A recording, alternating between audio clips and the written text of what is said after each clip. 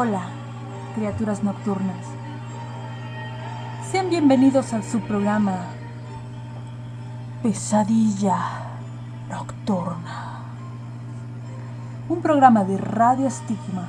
Me presento, yo soy su locutora, Mariana Alejandra Ruiz, que los llevará de la mano hacia las peores pesadillas. Aquí hablaremos sobre creepypastas, leyendas, historias, cuentos, aquellas narraciones que les robarán los sueños cada noche.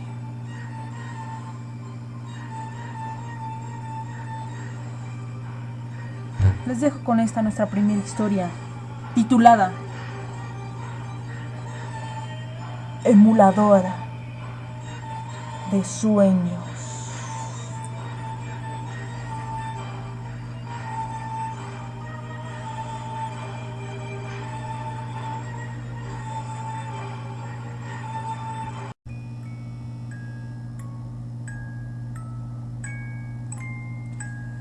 Lo peor que hice en mi vida ocurrió hace 12 años, cuando tenía 16 y vivía en Cleveland, Ohio.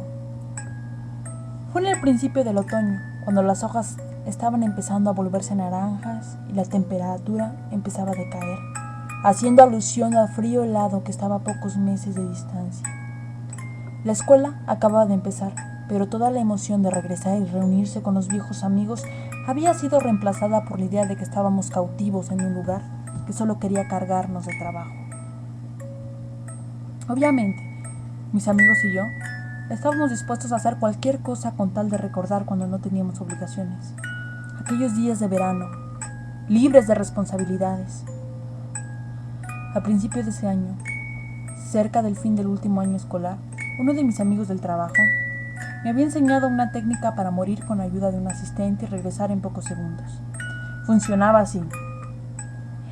El individuo tomaría rápidamente 10 respiraciones profundas y largas, y en la 10ª cerraría sus ojos, apretando los párpados fuertemente, conteniendo la respiración tan firmemente como le sea posible, mientras cruzaba sus muñecas sobre el corazón.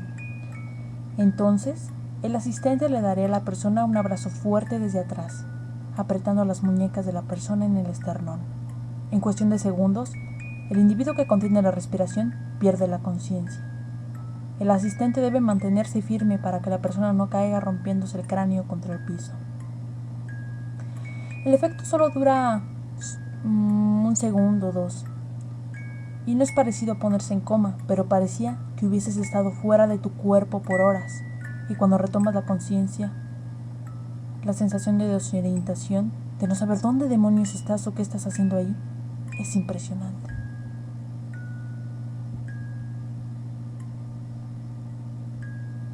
Sé que algunas personas dirán, ¿qué carajo? ¿Sos retrasado o algo así? Y ahora sé que probablemente matábamos millones de neuronas cada vez que moríamos. Y creo que probablemente mi memoria también se ha visto afectada por ello. Pero yo era un chico de 16 años, aburrido como el infierno, y pensaba que era genial obtener los efectos y las luces que uno ve luego de un puñetazo en la cara sin pasar por el dolor de recibir un puñetazo. Les diría que lo intentaran para que lo comprueben por ustedes mismos, pero luego de lo sucedido, nunca se lo recomendaría a nadie. Otro efecto secundario, que fue en realidad la causa real por lo que lo hacíamos, era porque mientras estabas fuera de tu cuerpo, siempre estabas lúcido y tenías sueños vividos que podías recordar fácilmente al despertar, aunque solo hubiéramos dormido unos cuantos segundos. Éramos buenos chicos y nunca probaríamos drogas, así que esto para nosotros era lo que el LSD para un hombre pobre. Estas visiones o sueños estaban relacionados de alguna forma a lo que estábamos mirando justo antes de morir. Por ejemplo, una vez soñé que estaba escalando una montaña. Estaba en la cima de los Himalayas o algo así, pero había un pasamanos ahí. ¿Quién diablos pone un pasamanos de escalera a 20,000 pies? Cuando volví a mi cuerpo recordé dónde estaba. Me di cuenta de que había estado mirando la escalera que se encontraba en una esquina de la sala de estar de mi novia. En otra ocasión tuve la visión de Pedro Picapiedra sonriendo y levantando las manos delante de un mural con el logotipo de ERAD, que es Educación a Resistencia del Abuso de Drogas, un programa en el cual los policías enseñan a los niños de las escuelas públicas sobre estos asuntos. En fin. Y cuando volví a mi cuerpo, me di cuenta de que mi amigo Brett tenía el mismo logotipo en su camiseta. Ahora, ¿de dónde salió Pedro Picapiedra? No tengo idea. Las visiones siempre eran sobre cosas mundanas. Nunca nada raro, hasta ese día. Como les dije, hace un mes que estábamos en época de clases y ya estábamos hartos de ella. Estábamos un sábado en el campo, que en realidad era una dependencia de la compañía eléctrica para instalar sus líneas de alta tensión. Algunos estábamos sentados en las vigas de las torres de alta tensión en la parte de abajo. Mi amigo Mike subió hasta el segundo nivel de las vigas para estar más alto. Pensé que era algo estúpido, pero yo lo era. Yo era el que alucinaba haciendo llegar poco oxígeno a mi cerebro.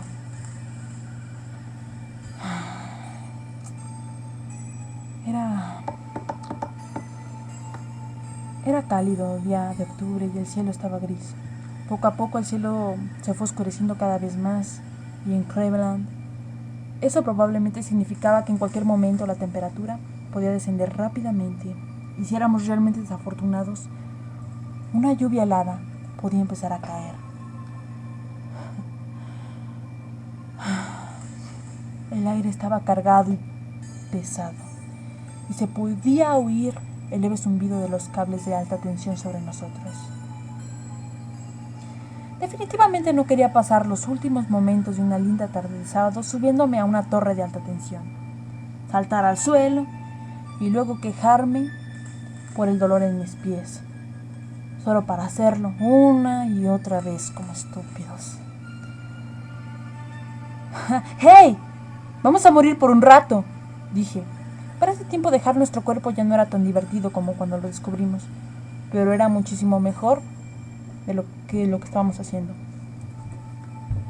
Mike estaba de acuerdo, al igual que Richard, pero Mike, el que saltaba de la torre más alto que nosotros, preguntó ¿de qué carajo estábamos hablando? ¿Nunca te indujiste al desmayo antes?, preguntó Vince. Mike respondió que no. Él había estado todo el verano en casa de su madre y no sabía de todo lo que habíamos hecho nosotros. Amigo, ven, tienes que probarlo. Mira, te mostraremos. Vince y yo bajamos de la torre, cayendo de pie en el césped.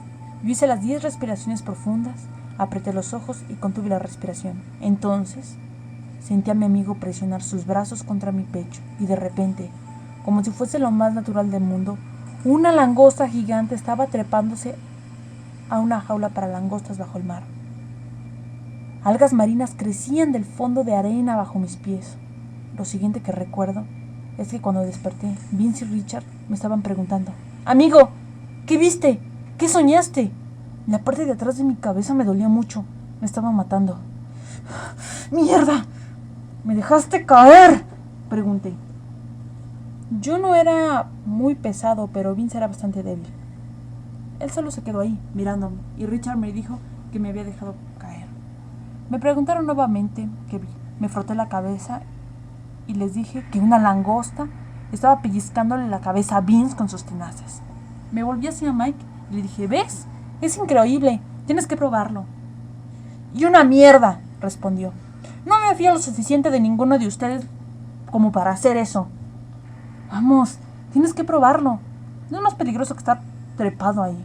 Te prometo que no te dejaré caer, como este idiota lo hizo conmigo, le dije.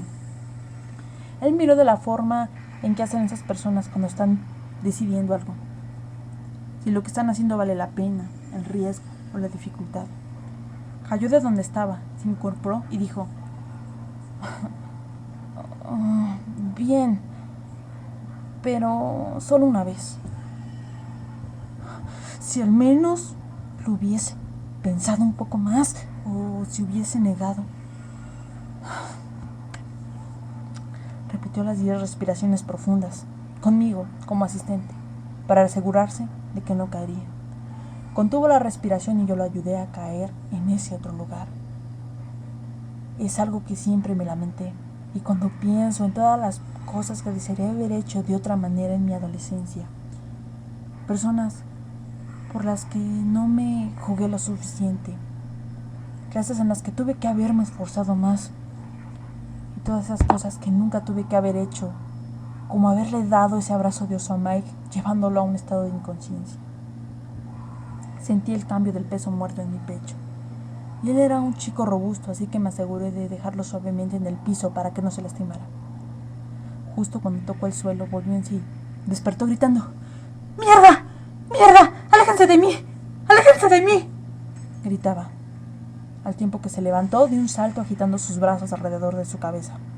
Todos saltamos para atrás, con miedo a ser golpeados por su frenesí, pero más miedo, que casi me cago en los pantalones. Más miedo tenía de lo que estaba viendo. Después de unos 5 segundos, el doble de lo que tardábamos generalmente en darnos cuenta de dónde estábamos y en qué estábamos haciendo, él se tranquilizó. Mierda. Mierda. Mierda. Jadeaba. Respiraba con dificultad, tomando respiraciones profundas. Se quedó ahí, encorvado, hasta que cayó de rodillas de espaldas a nosotros. Comenzó a mecerse, torciendo las manos y murmurando: ¡Santa Madre de Dios! ¿Qué demonios has visto?, dijo Vines, pero Mike no respondía. Me acerqué lentamente y a medida que me acercaba, escuchaba sollozar en silencio. Eso en nuestro mundo de machos es castigado con la muerte, pero por supuesto, nadie dijo nada. Apoyó una mano en su hombro, pero cuando lo toqué, dio un grito y saltó para atrás, golpeándose la espalda con la torre. Se abrazó a la columna de la torre, mirándonos con ojos desorbitados, una mirada de temor absoluto. Pensaría quizás que éramos demonios del abismo del infierno. Si en algún momento pensé que estaba bromeando con nosotros, esa mirada me sacó de mis dudas. Eso es lo que sucedió después, claro. Ninguno dijo nada. A los 10 minutos, Mike se había tranquilizado lo suficiente para que Richard lo acompañara a su casa. La temperatura había decaído y comenzó a llover. Le dije a Vines que me iba a mi casa y le dije que nos veríamos mañana. Siempre estábamos los días lluviosos jugando Mortal Kombat en nuestro Nintendo, pero no dijo nada. Probablemente quería un tiempo a solas para reflexionar sobre lo que había pasado, como yo. Al día siguiente fui a ver cómo estaba Mike, pero él y su familia se habían ido todo el día. Le pregunté más tarde cuándo se había ido, pero no respondió. Creo que fue a un psiquiatra, puesto que cuando lo vi nuevamente el martes parecía estar mejor. Me imagino que utilizaba algún medicamento para los nervios, pero eso son solo conjeturas mías. Los días siguientes nos juntábamos normalmente con los chicos, pero Mike permanecía en silencio sin decir nada. Hablábamos de cosas sin importancia. No fue hasta el sábado siguiente cuando contó lo que pasaba.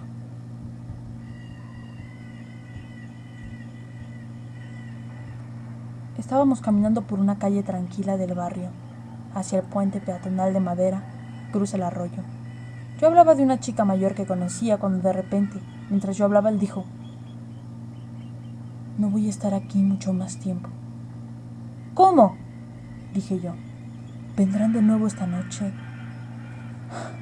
Yo no creo que sea capaz de aguantar esta vez. ¿De qué estás hablando? ¿Quién vendrá esta noche, Mike? Las manos. Las voces. En ese punto yo ya estaba asustado. Balbuceé estúpidamente un par de veces y luego le dije estúpidamente: ¿Qué manos?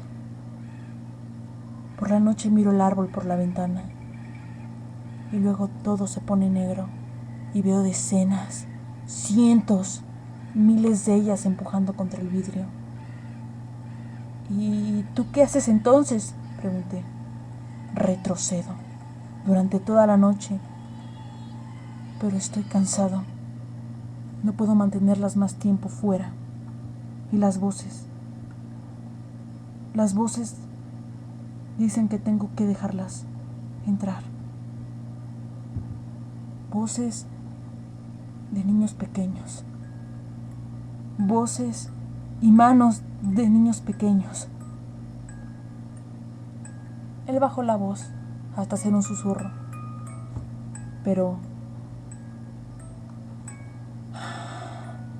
me di cuenta, por lo que dijo luego, que estaba luchando para mantener el pánico.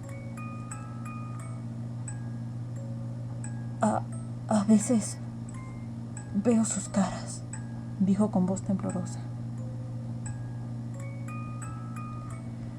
Lo acompañamos a su casa. Se detuvo en la puerta y finalmente levantó el rostro. Me dijo: dile a Vince que puede quedarse con mi Nintendo. Él no tiene uno y su madre no le comprará uno. Richard puede quedarse con mis CDs. Sé que a ustedes no le gustan, pero a él sí. Empecé a decirle algo, pero se dio la vuelta y entró a su casa. Me gustaría haber llamado a la puerta y ofrecerle quedarme con él, pero teníamos 16 y los chicos de esa edad no lo hacían más. Me fui a mi casa, dormí mal, asustando, escuchando cada crujido y gemido que hacía la casa, escuchando una multitud de niños. Generalmente dormía con las cortinas abiertas, pero esa noche cerré todo. Al día siguiente nos enteramos de que alguien había irrumpido en la casa de Mike. Vi un coche de policía en la entrada de su casa y casi me muero cuando lo vi. Mis peores temores se confirmaron cuando me enteré que la ventana de Mike era la que había sido violada. Mike había desaparecido y fue todo lo que nos dijeron. Nos hicieron muchas preguntas y parecíamos más culpables que la mierda cuando decíamos que no sabíamos qué había pasado, lo cual no era del todo cierto. Ellos buscaban algún pervertido que haya secuestrado a Mike, pero no obtuvieron información de nosotros, puesto que no teníamos nada que ver. Su foto aparecía en todos lados y todavía lo están buscando.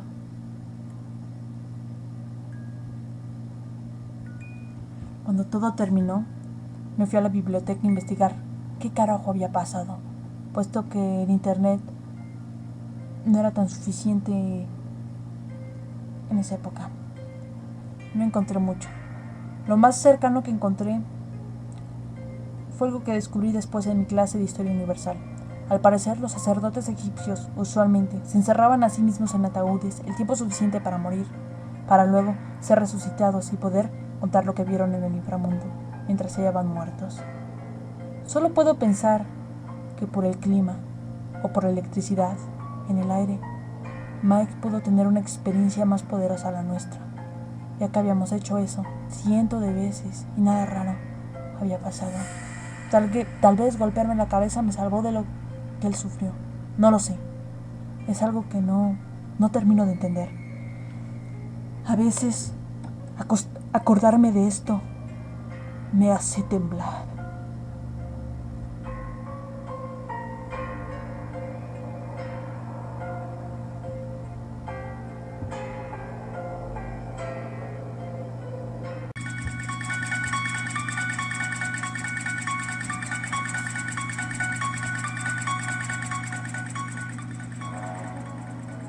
Esto fue Emulador de Sueños de Pesadilla Nocturna, un programa de Radio Estigma. Nos vemos a la próxima. Tengan dulces pesadillas.